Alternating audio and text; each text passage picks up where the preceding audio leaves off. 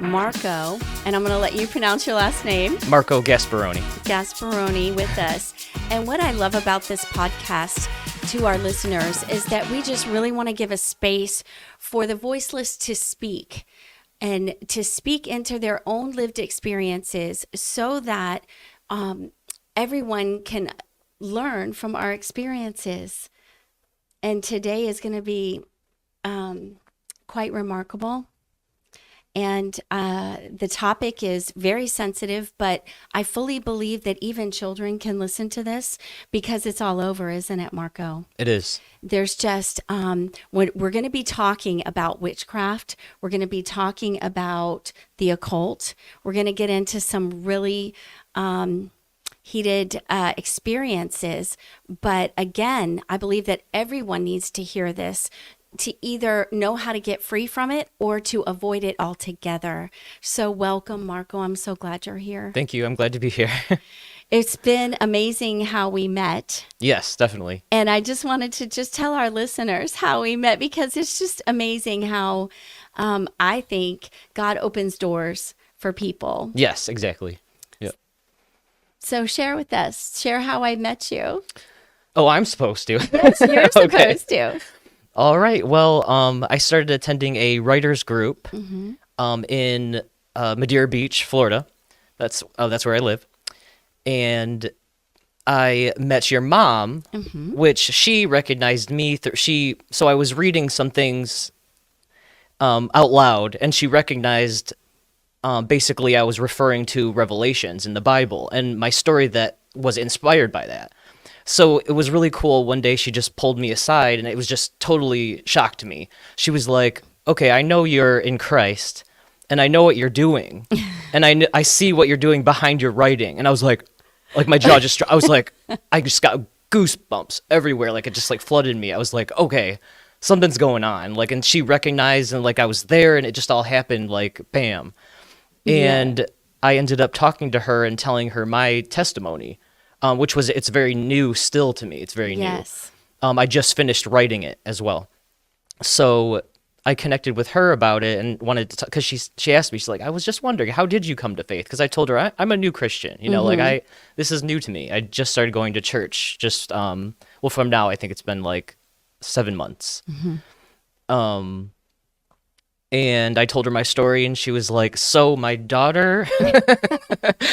Sherry's always good for that. Yeah. So you need to meet my daughter. Yeah, she was like, you need to connect with her. I think that she's going to be really interested in this story. Yes, and she is absolutely right. And Marco, you know what we do here at Empowered to Change. I gave you like a rundown how we empower the broken to heal, right? Yes. And we do it through safe housing.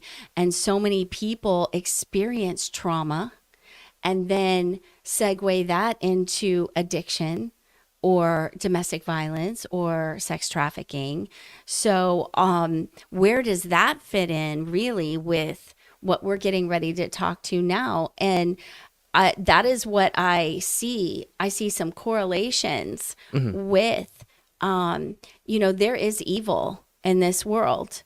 And I've talked to people that have experienced certain substances that have really been a doorway, according to them. I would not know. I'm just giving this space here. Yeah. But I desire for the truth to come out. Like, what is true about some of this? And everybody has their own truth because they've lived it. So that is where I want to start with you. Okay. And like we were talking about earlier, give our listeners just a rundown of, how was your childhood? Did it start off traumatic, or did you have a pretty decent childhood? I had a good childhood. I'd say that the traumas happened later. I feel like my teen years was more when bad things happened to me that changed. Teens. But I do remember at a young age being very curious about different things, feeling like I didn't fit in, like I wasn't really part of, like I didn't feel like I felt like I fit in at school. Okay. I didn't have many friends at all. The ones I did, it was like never anything really close. They would like move away or something like that. But overall, it was a good childhood. unless I'm blocking some stuff out right now. But it was good. But there was this pull to escape at a young age that I remember just sitting at the end of my street. It was a dead end street, and just like waiting for something to come and save me from reality, basically. Like I just remember being like, someone's gonna come and take me away from all this boredom and dullness that's reality. How old were you? I would say probably like 6 or 7. Really? Yeah, I was pretty, like, I remember I had some pretty interesting like, I remember remembering things that I probably shouldn't have. Like, I remembered living in the house when I was like 1, 2 years old, and certain experiences that happened. So it was like I kind of had like a push forward, I feel, in my thoughts in that way, if that makes sense. Yes. So things were pretty normal until you got to your teens. It was even before that, was when I was into fantasy for a while. Like I really loved reading. Okay. And so that's when I kind of started to escape. I would escape through like very little through like video games, television, and then just getting really into reading. And then reading made me really, it showed me what could be. There was like this overwhelming like what could be instead of what was. So I always was disappointed that my life wasn't that fantasy. Interesting. Yeah. So what kind of books were you reading that kind of drew you in? I don't want to put words into your story though. Yeah. So please correct me. Okay. But what I'm hearing is that even as a child, you were reading books that caused you to want to live in fantasy. Yeah, to escape. To escape what was. Yeah. And what I hear you saying is what was kind of boring. Yeah. And you didn't fit in. Yeah. Okay. And I was also in catechism, a Catholic catechism, and that just scared me off. Like right away at a young age, I was like, this isn't for me. Church was boring and stuffy. The Okay. priests didn't make sense. It just didn't connect for me. Okay. And so I went from catechism to then just escaping into my fantasy. Through books, through reading through books. reading, yep. Okay. And I remember kind of getting curious about, like, I really liked magical books, like magical fantasy. Like, I remember this one book I read, it was called How to Be a Wizard. Mm-hmm. And with my friend, I remember we would play, like, we would make our wands. We would, like, it even told you, like, how to, like, connect with trees. Like, there was stuff going on. And it wasn't even, like, the mainstream, like, Harry Potter. It was other books that people weren't even, like, I don't even think people Was have heard it of that like book. at school? Did you get these books from school? Yep. You got it at school? School and the library. I would go to Okay. the library a lot too, but we had a school library that had a bunch of some questionable How to Be a things. Wizard. Yeah, and that was what the series was called. Which it was a cool series of books, and for someone that, like, if it's just fun and for fantasy, cool. But for me, like, I wanted more. Like. Well, and is that for most children though? Like, Yeah. don't most children? I mean, isn't that the lure or the hook? And I'm not speaking about any particular book. I'm saying there's something to that, Yeah. in my opinion. And, like, I didn't believe the people that said those things back then. Like, I was like, oh, these people are crazy. And actually, I remember part of my journey was being into Harry Potter. And then I heard, like, the Bible people saying, oh, like, this isn't acceptable for children because it'll get them into the occult. And I was like, these people are crazy. They don't know what they're talking about. Wait a second. What's the occult? Right. Ask Jeeves. Hit Right. the internet. Right. Wow. So any Harry Potter fans out there, or the creator of Harry Potter, we are not speaking anything for or against Harry Potter, but you're just giving your own personal testimony. Yeah, and I'm not saying that, Sure. like, if you read a book, this is what's going Right. to happen to you. Like, that's Exactly. definitely not it at all. I just had to push the boundaries of my reality. Yeah, I get So. it. I get it. So what next? What next? What happened? So from then, well, and another thing that happened is I grew up close to a New Age crystal shop.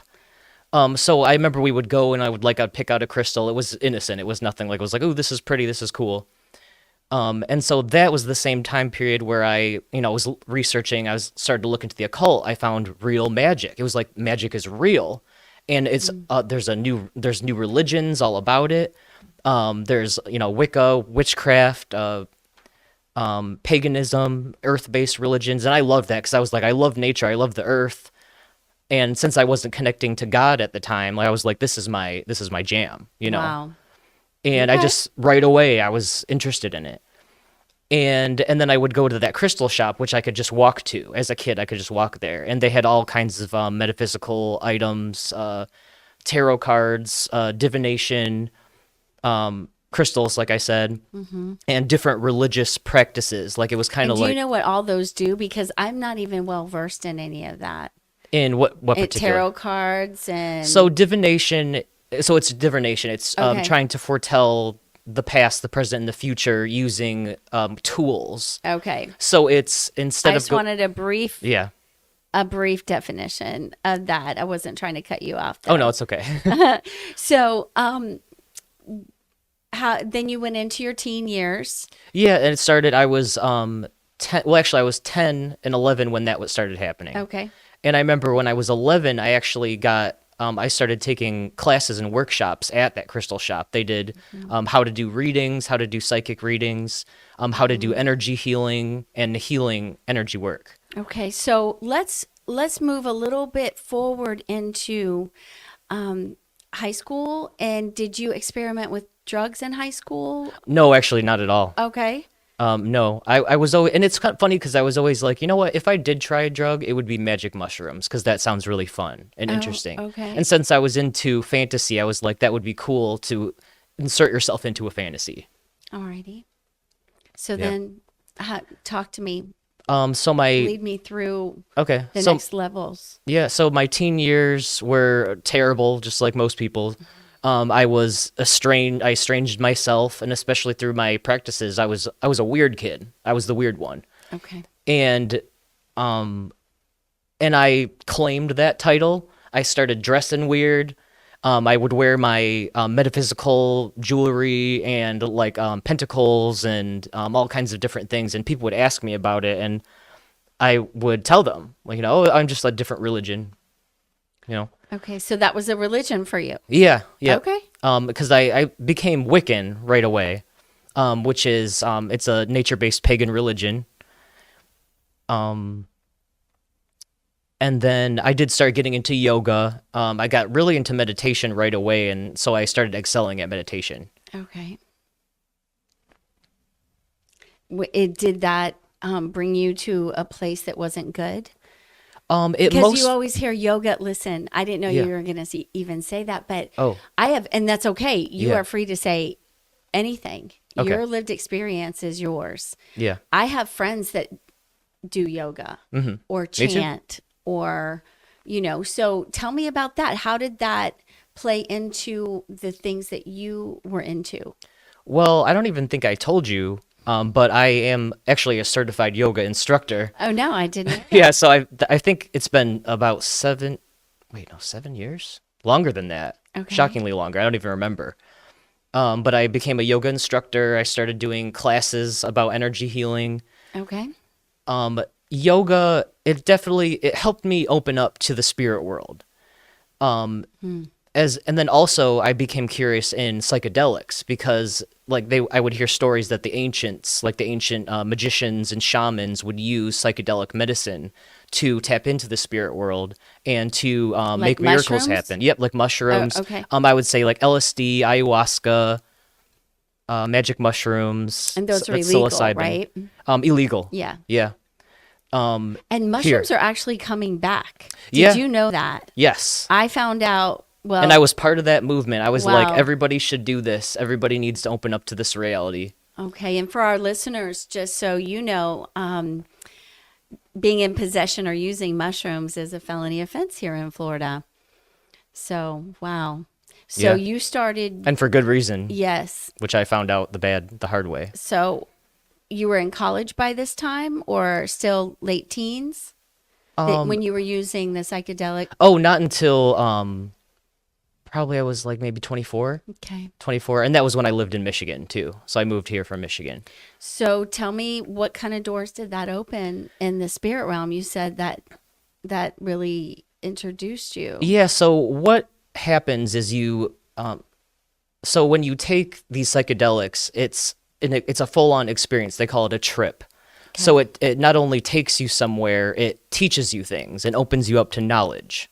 Knowledge, I like to say. Okay. Knowledge that comes from the world and from nature. All right. Yes.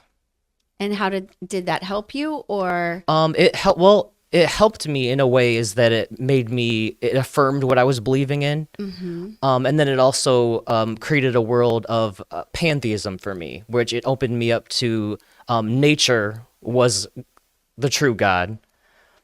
Everything else was made up. All the religions were made up. It was telling you like this, though there's this true way that other people don't know. So it starts to lift you up. It's like you're really special.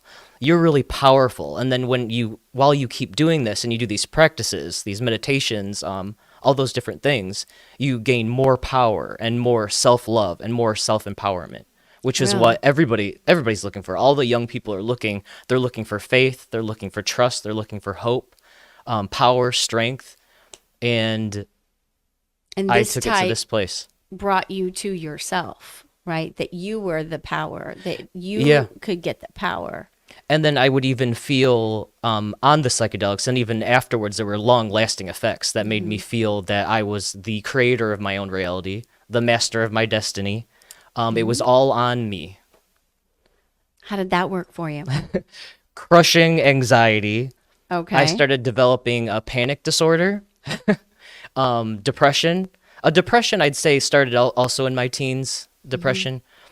So this was kind of like it was supposed to be the answer to it, but it was more of like a Band-Aid. Like you would have to do it, like for the psychedelics, you would have to do it maybe at least once a year to keep your energy in the balanced state that you needed to receive messages from the spirit world, to be in tune with magic and the rhythms of nature.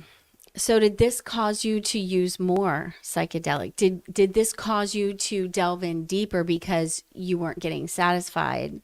So the difference between psychedelics and other drugs is it's actually not addictive. Okay. Well, from in my experience, it wasn't addictive. Like I wasn't like, oh, I have to do this again and again and again. But would you say the addiction is to get into the spirit realm and to hear more? For more power, more self empowerment. So the actual substances were not physically addicting, but the heart wanted more in Well, the it's spirit realm. when you're going to something else other than God for Okay. answers, for wisdom.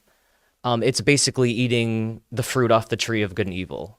It's not going to God for what you want. It's going to the world for what you want. Okay.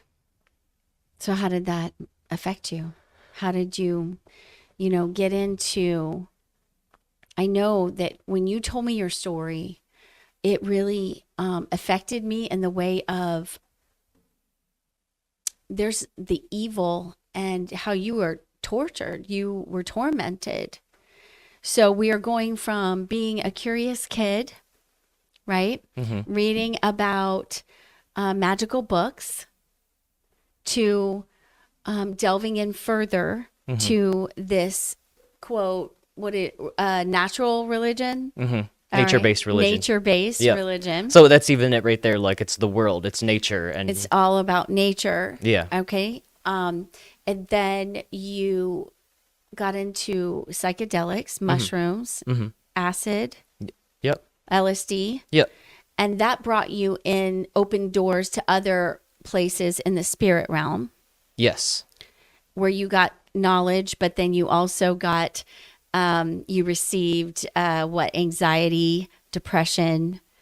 Yeah, it was when so you had to stay in this connected state, and if you weren't, then you'd you'd fall back into those negative feelings and emotions. So you would have to do yoga, you'd have to do the meditation, you'd have to eat this, you have to do that, you'd have To to do feel all better. these things to feel better. And I remember just being like, oh, like I haven't done yoga in a week, like I'm a horrible mess. It was weird. Oh, okay. Yeah. And I did it for like and then towards the end I was doing yoga every single day because I had to feel that way. Balance out Yeah. what you were experiencing Yep. otherwise. So would you say that that's a bad thing though? Because our listeners are probably going, so what are you saying that, yoga or exercise? I mean, exercise good for the body, but you're speaking of something entirely different. Yeah, this is it. It's an Eastern meditation. It's to achieve certain goals of enlightenment. It's Most people do yoga as exercise or just to Yes. calm themselves, Yes. calm their anxiety. But for me, it became a way to attain more power and wisdom. Okay. And I don't want to get on a rabbit hole, but I do have to ask, what about Christian yoga? Like, I mean, there's so much out there, and Yeah. I've experienced everything. I've experienced, not psychedelics, obviously. Yeah. I'm talking about yoga and Christian yoga Yeah. and different classes like that. So what do you say about that? I'm interested. Your opinion. Okay, so this is my opinion. So anything I say, like, it's not for every. That's the thing, is nothing's for everyone Sure. in this manner with things of the Sure. world. But for me, I haven't done yoga since, Okay. because I would have visions of deities, like Hindu deities. Okay. I would be given different altered states of consciousness. So I was altering my states of consciousness even without the psychedelics. I was using meditation and yoga to alter my consciousness, because you had to have that altered consciousness to fully understand the magic. And what did that open doors to? I mean, that didn't give you any healing? It did. It would give me. I was able to do healings on people, which it's hard to tell people because it's real. And people don't think that these things are real. They think, oh, you're just crazy, you know. But the thing is it is real. It is a part of reality. It's just not necessarily the way that we should be taking. And I'm sure, I would like to think that there's a way to renew practices like this. But if you think really back to it, like even the postures in yoga are, you're going into the form of deities. Like you're mimicking Hindu deities. Okay.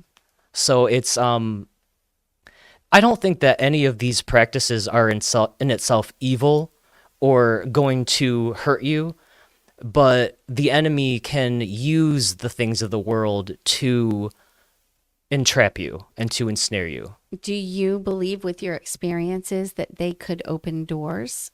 Yes, I really do, because Open I doors opened to the spirit realm? Yes, I opened doors that now I look back and I shouldn't have.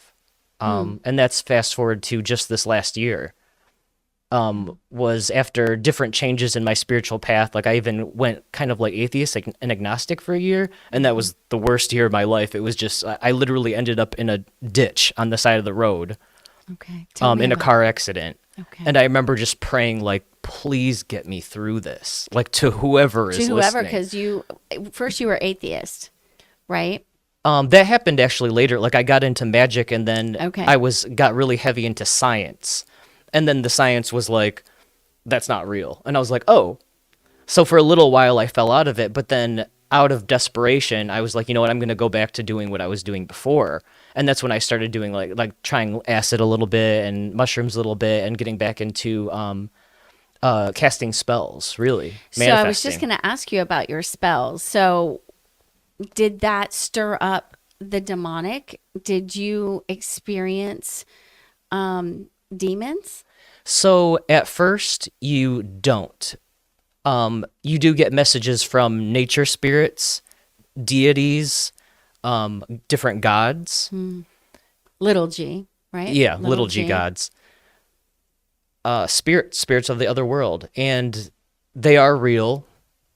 And I felt like I was in communication with them, and that they would give me intuitions and signs and symbols that would kind of help guide me and further me along that path.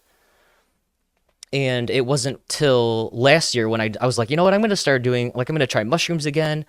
And I tried it, and it was funny because they were just free. Someone just gave them to me. How nice of them. Yeah, how nice. Good intentions behind it all. And that's the thing people need to know, is people that are doing these things have good intentions. They think that this is the way out. These are the things that are going to help them. These are going to help the world. So And you're then never what- going and into then what it. happened to you? So Go right in there if you want. Okay. Because right now, my concern is that children or listeners will turn off now and think, well, this isn't that bad. yeah, well, that sounds like a great story. Let's try Right? that. Pause. Yeah. So I really want you to tell the part where all of this led you to the torment that you suffered. Okay. So I got very deeply, even more into meditation. I would do gratitude meditations, morning, noon, and night. All day long, I would be meditating. And then one day I was just like, what am I saying I'm thankful to? Like, am I telling the world I'm thanking it for it? So I was like, I'm going to start saying thank you to God. So I would just start doing little prayers like God, just directly to God, be like, thank you for all these things. I remember I would make a list of the things I was thankful for. And usually that was for manifestation or to bring those things to you more. So it was kind of like out of a need for more. Okay. And so the first that So you were thanking God for selfish reasons because you wanted more. yeah, Okay. more power, more connectedness, more balance, whatever you call it. And then I had the mushrooms and it was great, and I was like, ooh, I'm gonna do this all the time. This is what the world needs. I'm gonna write a book about it, like, so that everyone does this. Like, I wanted people to do this. I thought that was the answer. And then I decided to do it again. A few days later. After you were thanking God. Yes. And I had been thanking God still, and so it was like a confliction. Like, I was in the spirit world doing magic and practicing the magic arts, but then I was like, oh, thank you, God, for these things,